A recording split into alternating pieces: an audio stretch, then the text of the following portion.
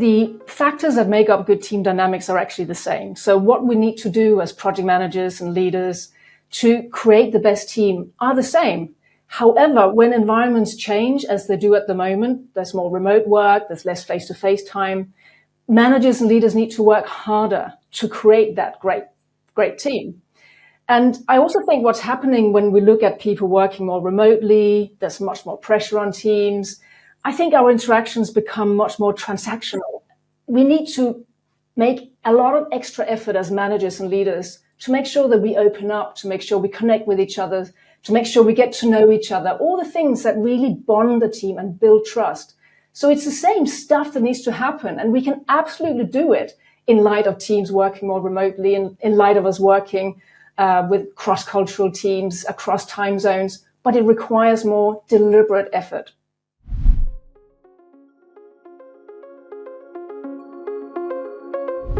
When we step forward and become leaders, it really requires us to want to be seen as well. I think it's a bigger job. I think we can't hide when we're leaders. I would still argue that some project managers hide a little bit behind the tasks or the screen. They're still doing great jobs. But when we're a leader, we really stand up and we say, it's this direction we're going in. It's going to be inspiring. And we're leading from the front as well as leading from behind. And I think when somebody's a junior project manager, there's more than enough to understand in the transactional project management, the tools and the techniques, and that's already a tall order. Then as we begin to mature, I think more and more, perhaps, hopefully, aspire to become leaders as well, which is much more putting themselves into the job and using a lot of emotional intelligence.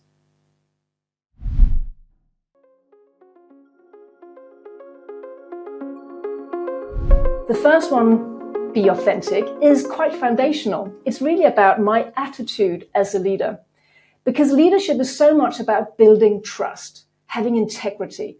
So if I work with a manager, let's say, who has a lot of self-interest, that manager will never become a good leader.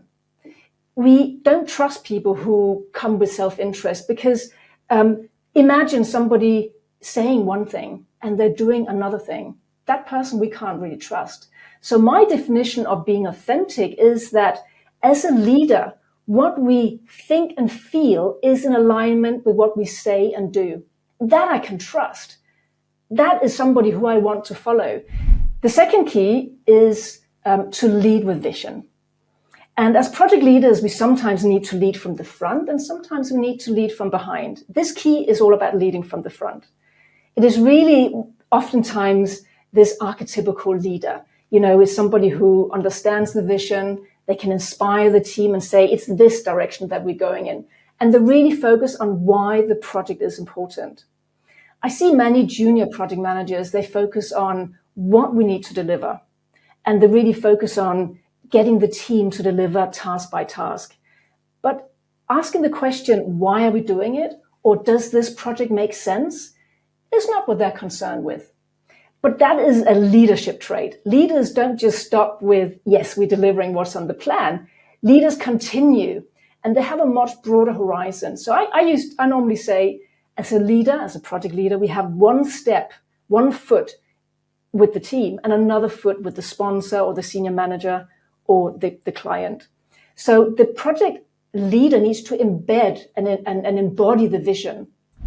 So that leads us to the third key. Improve and innovate. And improve and innovate is not what we often think about with project management, because project management is about executing to a plan, right? But leaders think differently. Now, if we want our teams to be innovative, that's very, very, very hard, if not impossible, when every day I have an agenda, a very, very tight agenda, and I'm already late, because that means I work under pressure all the time. So this key, improving and innovating, is really about how do we create some space? How do we open up the domain so that the teams can think differently? They can cross-pollinate, use some ideas from different industries. They can learn from people they don't normally learn from, because that's when our innovative ideas come. How can we create pockets of time where we can play or experiment? Then we have key number 4. which is empower the team. And empowering the team is really the essence. It's such a foundational part of project leadership. When we lead with vision, we lead from the front. However, this key is all about leading from behind. It's about taking that step back as a leader and enabling the team to think for themselves, to make decisions. And to do that, we need to ask questions, we need to coach, we need to create this space. I see many project managers who are focused only on their teams. Of course, we need to be focused on our immediate teams and building trust and high performance. But we must never and can never forget about our stakeholders. Our stakeholders are really our clients. They have requirements for the project. So this key is all about understanding how to communicate effectively with all of these clients, whether they be internal or external. Asking our stakeholders, how would you like me to communicate with you? How would you like me to escalate issues? They're very important questions. And also, this key is about building up a trust balance. If a client never hears from you, if you're not proactive with your client and one day you make a mistake, it doesn't look good. It's going to hamper your relationships. But if day by day you build up on that, you deposit into your trust account because you're proactive, you inform your client, you build good relationships, then the day you make a mistake, you can afford to make that mistake because there's a big enough deposit on the trust account for there to be a small withdrawal. One of my colleagues used to say, we need to have just enough process, and I would agree. There is no good project without risk management, without planning, without scope definition, without project definition. What is it we're about to deliver? What are the risks? How can we overcome them? Who does what, etc. It's absolutely foundational. And I do not want us to lose sight of these foundational techniques. The last key number 7, is how to work with intent. How to work with intent.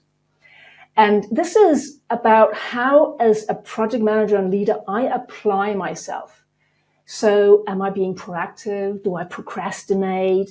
Do I work myself to death? Do I overwork? So there's a lot of time management and there's a lot of stress management in that key.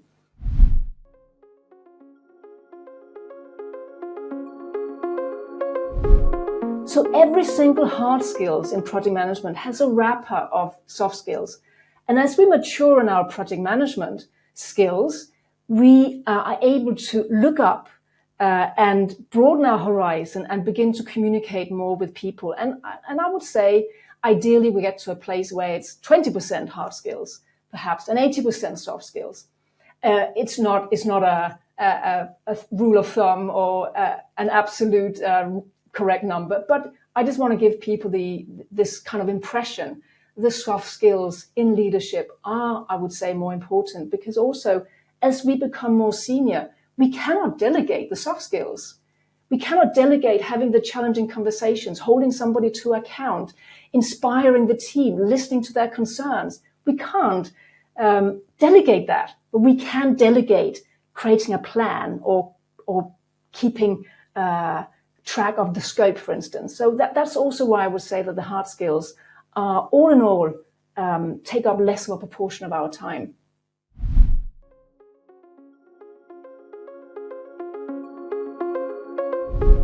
As people, we are wired for certainty. We want to know that we have a job. We want to know that what we're delivering adds value. It's how we are wired because of survival. We like predictability. Okay, we like change a little bit, but by and large, we like predictability. And the same goes for project work or for operating in the world. So project leaders need to be aware of this, and good leaders are aware of it. And it means that, again, we need to employ our emotional intelligence and this detector for how is my team feeling. If there's too much uncertainty, my team will go into fight or flight. They will go into a narrow focus. They may be less innovative. They may just feel tense and stressed. So I need to create a dialogue with my team. If it becomes too much, what can we do to ease that? So the skills that I need to use as a leader is creating dialogue, asking questions, listening between the lines. And when we can create more certainty, that is, of course, a good thing.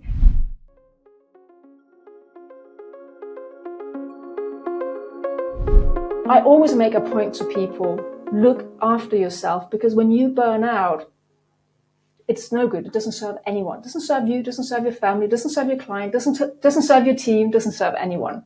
We all have a responsibility to look after ourselves. And I think as a project leader, we need to set a good example. We probably all know some managers who work extremely long hours, who are extremely tense, they're under pressure, and you feel the pressure from them. What example does that set for the rest of the team? I don't think it's very positive. When your manager answers emails round the clock, it also, I think, puts an expectation that the rest of the team does that.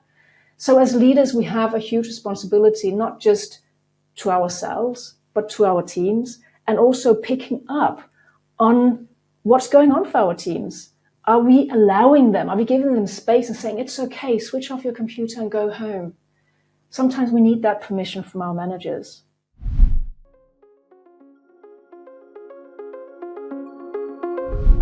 Well, we've mentioned emotional intelligence a lot, and it is really one of the differentiators between an average project manager and an excellent project leader. So my advice is to begin to build that. But how do we do that? Well, it all starts with self-awareness and with reflection and looking inwards, actually. The most difficult person you'll ever get to lead is yourself. So very specifically, I would recommend those listening to take out time every week or every 2 weeks to reflect. And the purpose is not to blame ourselves or to find fault. The purpose is insight. The purpose is awareness, building our awareness and also perspective, because as a leader, we are the ones to come with perspective. For instance, if our team is incredibly stressed out, we can bring that perspective. We can take a time out for the team and say, let's sit down and discuss what's going on. How can we work more effectively? So that's what I would recommend, is taking time out to reflect, ask yourself questions. And for those who want to go a step further, it is also about asking for feedback. It's one of the best practices for leaders, and it builds leaders. Some people hold themselves back asking for feedback because it can appear to be scary. I make myself vulnerable and I open myself up for criticism. Why would I do that? Because, number one, you might be told something that you are doing really well that you're not aware of. So you might actually get some positive feedback. And in terms of constructive feedback, well, would you not rather know it? Would you not rather be told so you can do something about it rather than trying to turn a blind eye? So there are some really good practices that anyone can do. There should be no excuse. So yeah, that's what I would want for everybody.